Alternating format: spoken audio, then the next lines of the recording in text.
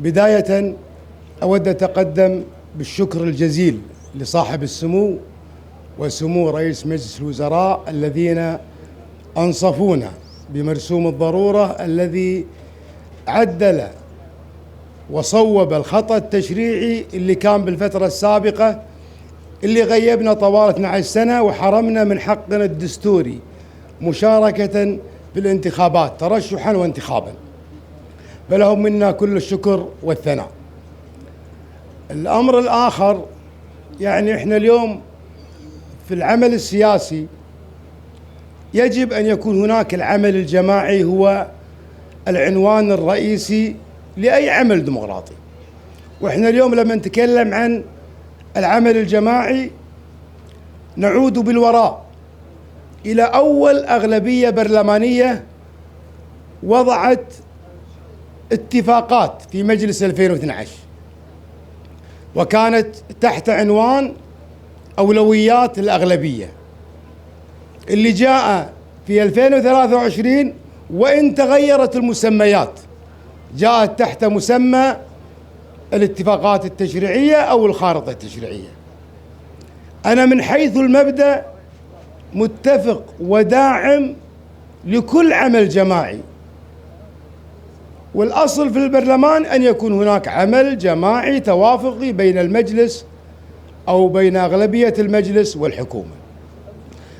فأنا أتفق مع مبدأ التعاون، وأتفق مع مبدأ إيجاد أرضية مشتركة للأغلبية البرلمانية بوضع خارطة تشريعية، ولكن أختلف مع المجلس السابق في مضمون هذه الأولويات. في مجلس 2012 جئنا ببعض الأولويات اللي يعتقد أنها غيبت في مجلس 2023، وهي أغلبيات مهمة جدا يعاني منها الشعب، وهي مطالبة شعبية منذ القدم.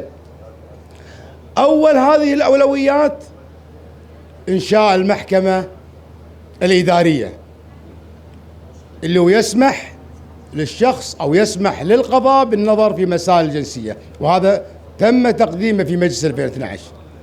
الأمر الآخر مخاصمة القضاء، هذا لم نجده في خارطة التشريعية السابقة. الأمر الآخر والمهم يتعلق في تعديل الدوائر، تعديل عادل للدوائر. لا يجوز ولا يقبل، والدستور في المادة 7 يتحدث عن المساواة، وأغلب النواب يتحدثون عن المساواة، وعندما يأتي الحديث عن دائرة 280,000 ودائرة 80,000 بكل أسف، وأقولها بقلب يعتصر ألما، أن اللجنة التشريعية في المجلس السابق تنازلت عن حقها الأصيل في تعديل الدوائر. نحن نعلم أن تعديل الدوائر حق أصيل لمجلس الأمة، ولا ينبغي لأي جهة كانت أن تعبث بهذا الحق الأصيل لمجلس الأمة. اللي شفناه في المجلس السابق بكل أسف، اللجنة التشريعية قالت نترك تعديل الانتخابات إلى المفوضية، وهذا أمر غير صحيح.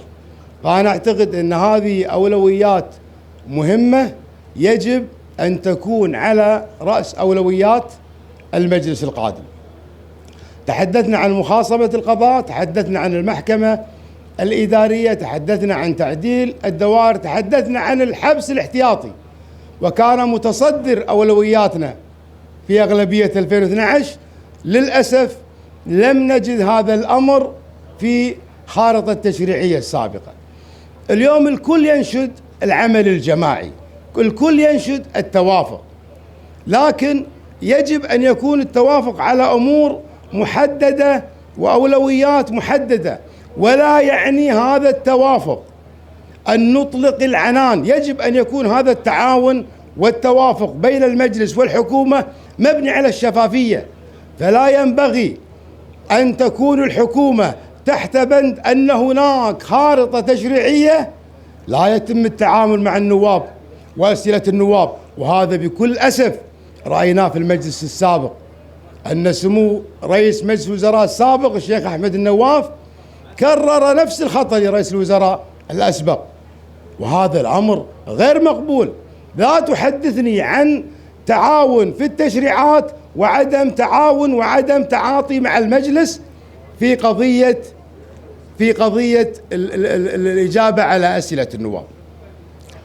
رسالة أخرى لسمو الرئيس الشيخ محمد صباح السالم. يا شيخ محمد، أنت قطعت عهدا أمام مجلس الأمة في قضية الزيادات المالية للموظفين في 5/2. انتهى هذا الموعد أمس. أنت اليوم ما وعدت النواب، اليوم ما في مجلس. أنت يجب أن يكون أمامك التزام أدبي أمام الشعب الكويتي. الشعب الكويتي ما له علاقة في المجلس، له علاقة بوعد أطلقته في 5/2 أنك خلال شهر ستنتهي من الزيادات المالية، وهذا الأمر ما هو مقبول. هذا الأمر ما هو مقبول. احنا ما نبي نتكلم عن الغلاء والتضخم والمشاكل المالية اللي يعاني منها الناس. وإذا كانت تنظر الحكومة أن هناك تكسبات على المطالبات المالية بما يعني يثقل كاهل الدولة، اليوم الكرة بملعب الحكومة، اليوم ما في مجلس، ونحن أمام وعد سابق، مو وعد للمجلس، وعد للحكومة. أنت أطلقت وعد أن خلال شهر سينتهي موعد نظر الحكومة في قضية التعديلات. أمر آخر يعني لازم يكون واضح عند الشيخ محمد إذا تم تكليفه في تشكيل الحكومة القادمة. إذا هذا المجلس أو المجلس السابق أخطأ وعطاك شهر، فالمجلس القادم لن يخطئ إذا أعطاك يوم واحد. إذا هذا المجلس أخطأ إن أعطاك مهلة شهر اللي شاف نتيجتها الآن، المجلس القادم سيخطئ إذا أعطاك يوم واحد. هذه القضايا الأساسية، معيشة الناس، لا يجب أن تكون عرضة للتكسبات السياسية من كل طرف. وأنا اليوم أدعوك عبر شاشات الإعلام، أنت قطعت وعد يا شيخ محمد، التزم بهذا الوعد. الشعب الكويتي ينتظر هذه الزيادات وأنت لا تعلم. انزلوا الدواوين، شوفوا حاجات الناس. ترى الشعب يئن من مشاكل مالية عديدة ومتفائل، كل ما جينا ديوانية يقولون إن شاء الله بكرة في زيادات. فأنا أتمنى أن تلتزم بهذا الوعد اللي قطعته على نفسك للمجلس السابق. الأمر الآخر مرتبط سواء في سمو الشيخ محمد صباح السالم أو في أي رئيس وزراء يتم تكليفه في السابق. وزراء التأزيم، الوزراء اللي ما يؤمنون بالدستور ولا يؤمنون بالقانون، الوزراء اللي يعتقدون أنهم بمنأى عن المساءلة تحت أي ظرف، الوزراء اللي يتعاملون في حكومتك الحالية مع الناس أو مع الموظفين بفوقية. أنا كلامي كان واضح في تغريدتي الأخيرة.